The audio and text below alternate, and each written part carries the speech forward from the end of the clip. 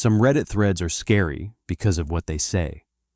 But the ones we're looking at tonight are different, because these aren't just creepy stories. They're posts where photos, messages, and people all seem to remember things that the person themselves never lived. A neighbor who was buried, but came back. A dead friend who called months later. A family group chat full of strangers who know you. And a school photo from an event you never attended. These are disturbing Reddit threads no one has ever been able to properly explain.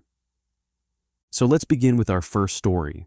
My neighbor came back 3 days after his funeral. The post reads as follows. Most people think the dead coming back is the scary part. It isn't. The scary part is when only you remember they were ever dead at all. Because that means one of two things is true. Either you're losing your mind, or something replaced them, and everyone else already accepted it. I live in an older apartment complex just outside Columbus, not the dangerous kind, just worn. The kind where the hallway carpet never really looks clean, no matter how often it's vacuumed. The lights hum constantly, like there's always electricity running through something that shouldn't still be working. Across from my unit lived Daniel, late 60s, retired electrician, lived alone. The type of neighbor you never really talk to, but you notice because routine people make buildings feel stable. Every morning at exactly 6:30, he watered the hallway plants. Same metal watering can, same slow walk, same quiet humming sound that echoed down the hallway before you ever saw him. He never missed a day, not once. Then one Thursday night, I woke up to sirens and heavy footsteps in the hallway. Not panicked, controlled. Emergency worker, controlled. When I opened my door, 2 paramedics were already inside his unit, and a police officer was standing outside, asking anyone who came out if we knew his family. Heart failure, they said. Sudden. Fast. I watched them wheel him out, black body bag, zipped all the way. I remember because the zipper got stuck halfway across his shoulder, and one of the paramedics had to force it shut while the other held the bag still. That sound stuck with me. The building felt empty after that. You don't notice routine people until they're gone, and then suddenly the hallway feels too quiet, like something stopped working. The funeral was 3 days later. Small church on the edge of town. Maybe 15 people total. I only went because the building manager asked if someone from our floor could show up.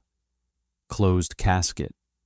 The pastor talked about how routine gives life meaning, how the small things are what make people real. I remember that line because it wouldn't leave my head later. 3 days after the funeral, Saturday morning, I woke up at exactly 6:30 a.m. to a metal scraping sound. Slow, rhythmic, like something dragging lightly across carpet. Then I heard water pouring.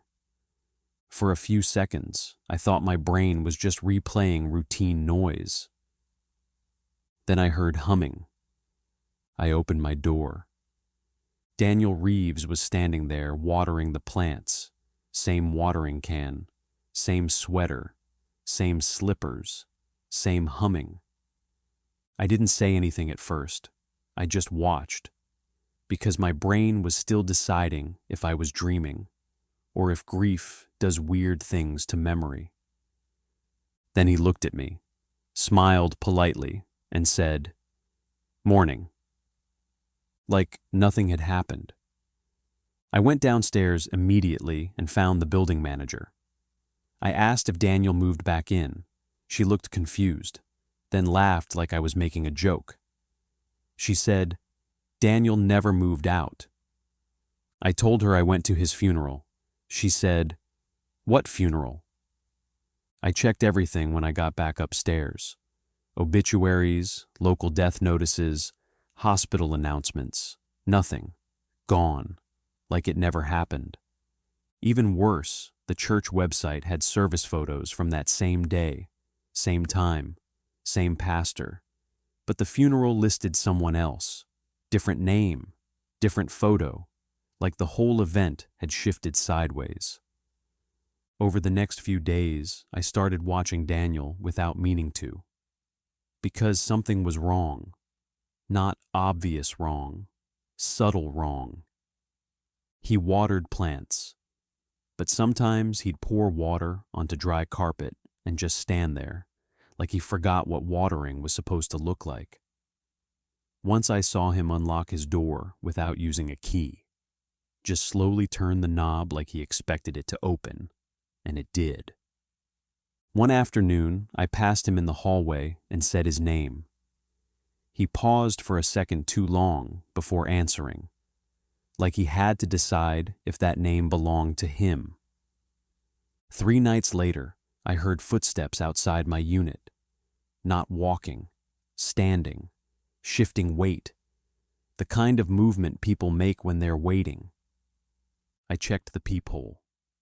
Daniel was standing outside my door, facing it, not moving, just standing there like he was listening. I waited maybe 20 minutes. My legs were starting to hurt from standing there when I heard the basement door open downstairs.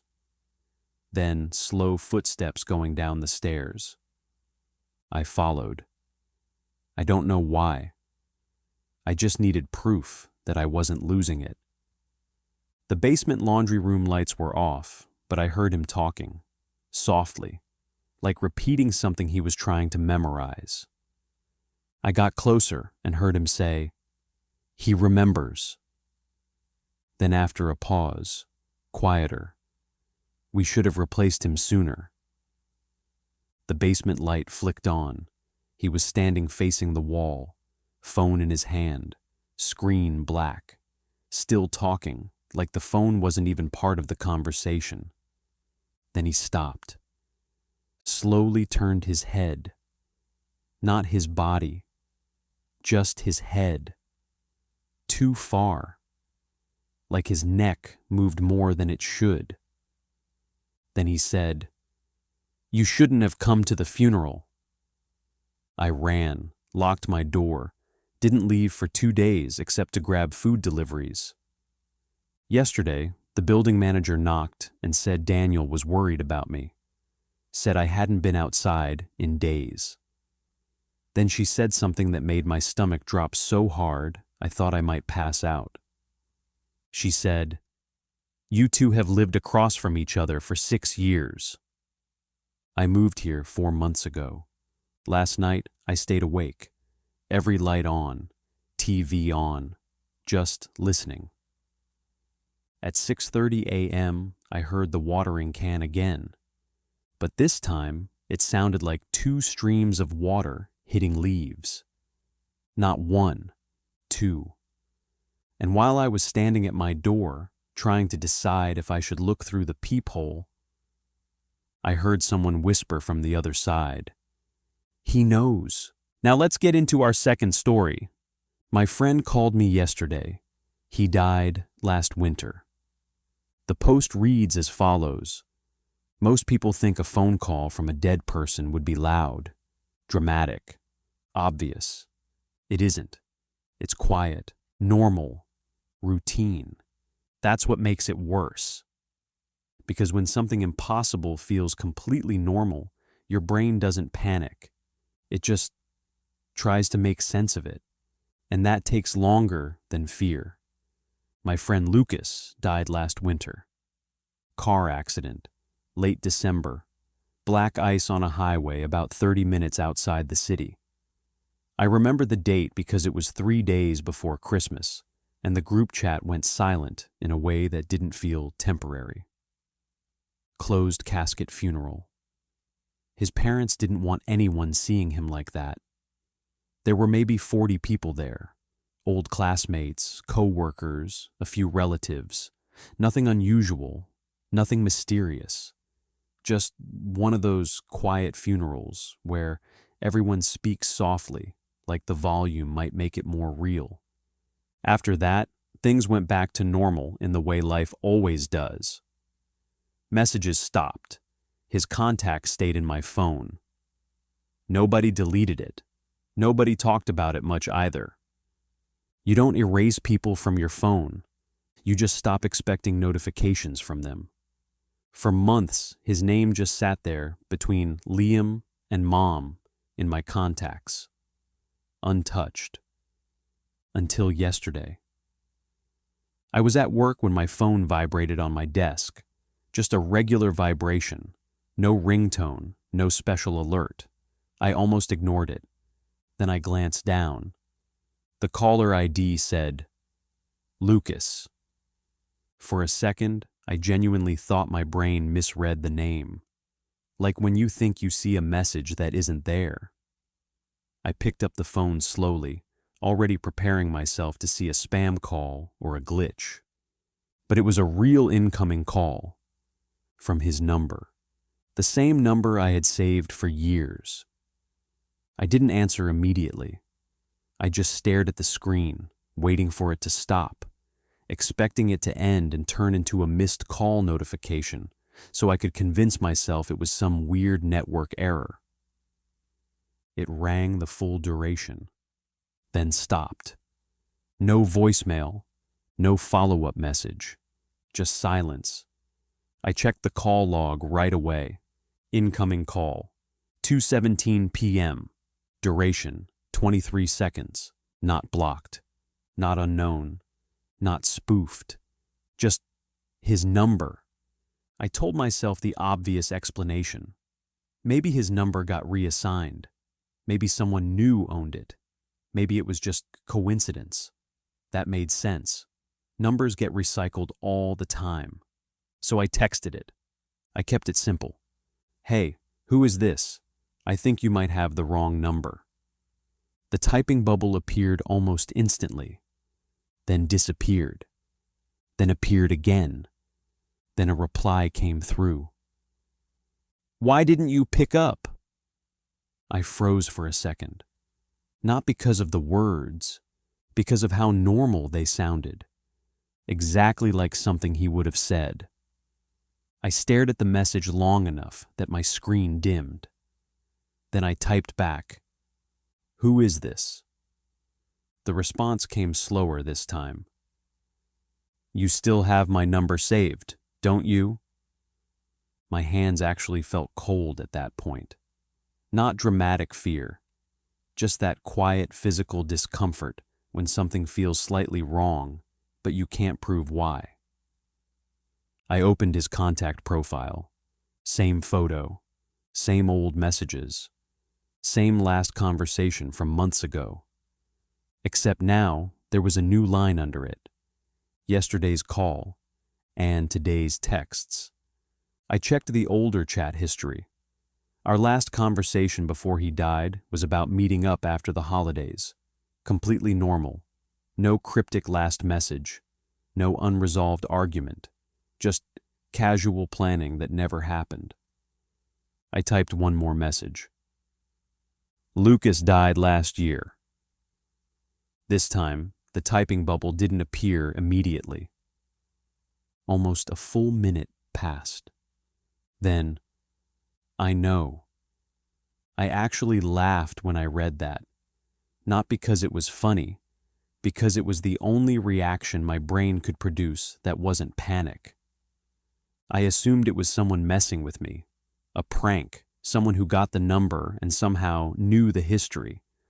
But that didn't explain the timing, or the tone, or why the messages felt so familiar. So I called the number back. It rang once, then picked up. Silence. Not static, not background noise. Just quiet breathing. Soft. Distant. Like the phone was slightly away from someone's face. I didn't say anything for a few seconds. Then I said, "Hello?" The breathing stopped. Then a voice, very calm, very clear, said, "You weren't supposed to hear from this number again." It sounded like him, not distorted, not robotic, just normal. I hung up immediately. My heart wasn't racing the way you'd expect. It was slower, heavier, like dread instead of fear. I checked the call recording settings on my phone. Disabled, no recording, no saved audio, just the log. Last night, I went through old photos, just to ground myself, to remind my brain that reality hadn't shifted. Funeral photos, screenshots from the group chat, messages from friends back then confirming the accident. Everything was still there, still real, still consistent. Then at 2:17 a.m., my phone lit up again. Not a call this time. A message from Lucas. I tried calling earlier because it's easier that way. I didn't respond. Another message came through a few seconds later. Texting takes longer. Then, you picked up faster before. That line made my stomach drop. Because I hadn't told anyone about the call yet, not a single person. I turned my phone off after that, completely off, held the power button, watched the screen go black. This morning, when I turned it back on, there were no new notifications, no missed calls, no new messages, just one change. His contact photo was different. It used to be a picture of him at a beach trip we took years ago. Now it was a completely black image. I checked the details. Last updated, yesterday. I never changed it. And when I opened the message thread again, the last message wasn't the one from 2:17 a.m. anymore. It just said, "Next time, don't wait this long to answer." Now let's begin with our third story. I got added to a family group chat. I don't recognize anyone in it. The post reads as follows. I don't get many group chat notifications. So when my phone buzzed with, "You were added to the group, family," I assumed it was a mistake. Wrong number. Wrong contact. Something simple. I opened it expecting to leave immediately. There were 7 people in the group. All of them had normal names, profile pictures, message history, and they were already talking. The first message I saw was, "Did he finally wake up?" Another reply came seconds later. "He hasn't said anything yet." Then, "He's reading." That last message appeared right as I opened the chat, like it was reacting to me. I checked the group info. Every member had my last name. Not similar, the exact same last name. I scrolled up. The chat history went back weeks. Photos, conversations, daily updates, normal family stuff, dinner plans, doctor appointments, random photos of a house I didn't recognize. And in between all of it, they were talking about me, using my name. One message from 3 days ago. "He's been quiet since the move." Another. "That's normal. He always takes time to adjust." I felt that uncomfortable kind of confusion where nothing is clearly wrong, but nothing makes sense either. So I finally typed, "I think you added the wrong person." The typing bubbles appeared instantly, 3 of them at once, then stopped. Then one reply came through. "We didn't." I left the group, or at least I tried to. When I tapped Leave Chat, it froze for a second and kicked me back to the conversation instead. No error message, no confirmation, just still there, like I never pressed anything. A new photo was sent. It was a dining table, 7 plates set out, and an 8th chair at the end, empty. Caption below it: "We'll wait." I checked the number that added me. It wasn't saved in my contacts, but the profile picture looked familiar. Not clearly, just vaguely. Like a face you've seen in the background of a memory but can't place. I muted the chat and put my phone face down. About 10 minutes later, it buzzed again. Another message. "This number is still correct." Then another. "He hasn't changed it." That line bothered me more than anything else. Because I never told them my number. I never shared it. And I definitely never met anyone in that group. Later that night, I checked the chat again. The group name had changed. From family to "Welcome back." I stared at it for a long time before scrolling. More photos had been sent. Old ones this time. Birthday pictures, holiday gatherings, random candid shots inside a house. And in almost every photo, there was someone who looked like me. Not identical, but close enough that if you glanced quickly, you wouldn't question it. Same height, same build, similar face, always standing with them, always smiling. My hands were shaking a little when I finally typed, "Who is that in the photos?" The typing bubble appeared again, slower this time. Then one message came through. "That's you." I didn't reply. I just turned my phone off and left it on my desk. This morning, when I turned it back on, the group chat was gone. No notifications, no messages, no record it ever existed. Like it was never there, except for one thing. In my photo gallery, there's a new image saved from last night at 2:03 a.m.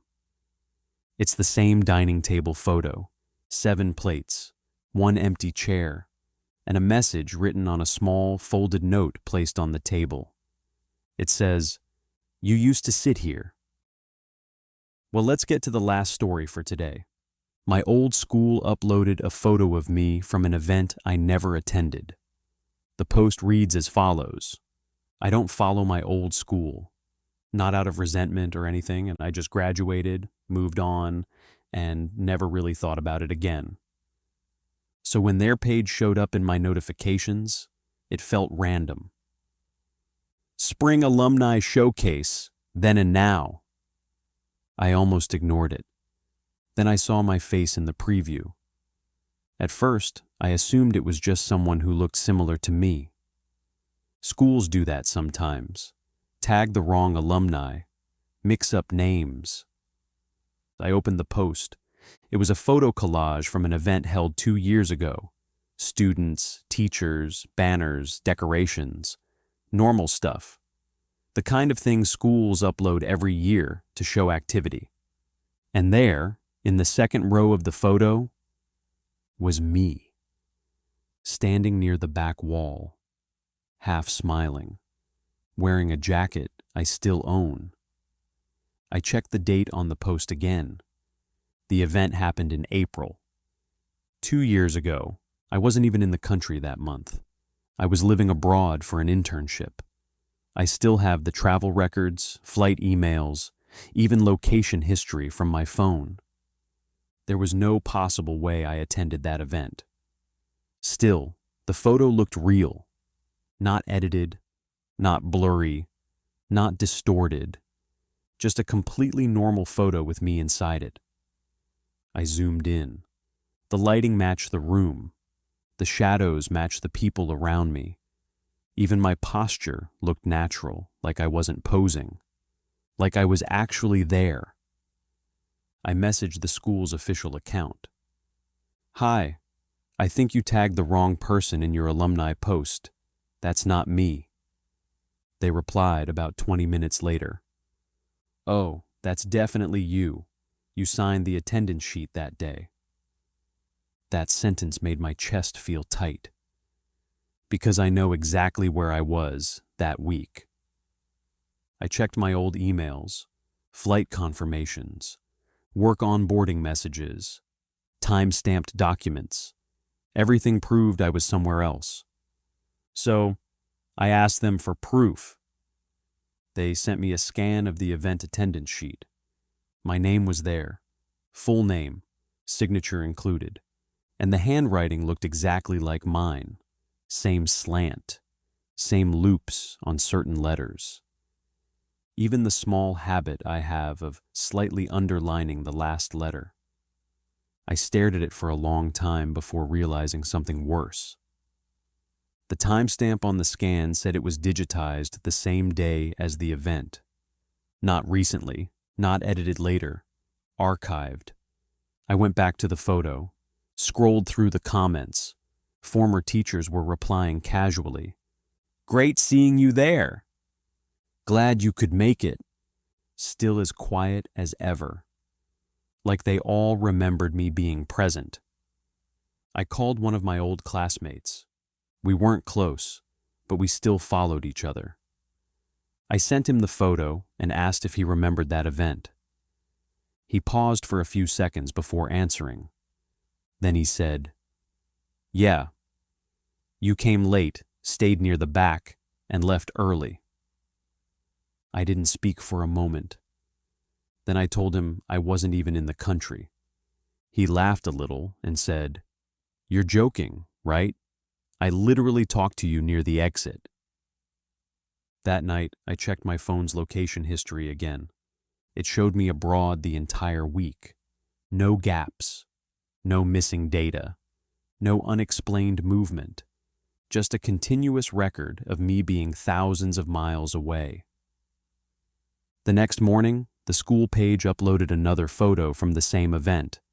Different angle, different group, and this time I was standing closer to the stage, clearer, facing the camera directly, wearing the same jacket, looking slightly distracted, like I had just noticed something.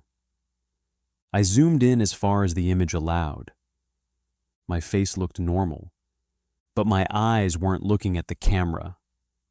They were looking slightly to the side, at something outside the frame. I refreshed the page again later that evening. The post caption had been edited.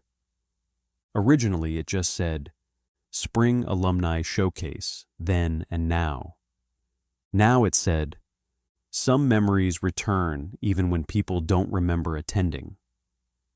I didn't message them again. I didn't comment. I just closed the app. This morning I checked the page one more time. The original photo is still there. My tag is still there. My name is still listed in the attendance archive. But the second photo has been removed. Completely. No explanation, no edit history, nothing. Except now, when I open the first image and zoom in, my face is no longer near the back wall. I'm standing closer to the camera. And the expression on my face looks different, less confused, more aware, like I knew the photo was being taken. And right before the screenshot finishes loading, the image slightly refreshes. Just enough to show my eyes shifting a little more toward the lens. What makes these threads disturbing isn't just what happened in them. It's the pattern. A neighbor remembered as alive. A call from someone who shouldn't exist anymore. A family that knows you, but you don't know them. And records that place you somewhere you've never been. Individually, they sound like glitches, coincidences, memory errors. But when you look at them together, they all describe the same thing. Moments where reality, records, and other people's memories all agree on something, except the person living through it. And maybe that's why threads like these never get clear explanations. Because once something is documented, remembered, and archived, it becomes real to everyone else, even if it never happened to you. Well, that being said, thank you for watching till the end. If you found the video interesting, do like and subscribe for more such amazing stories.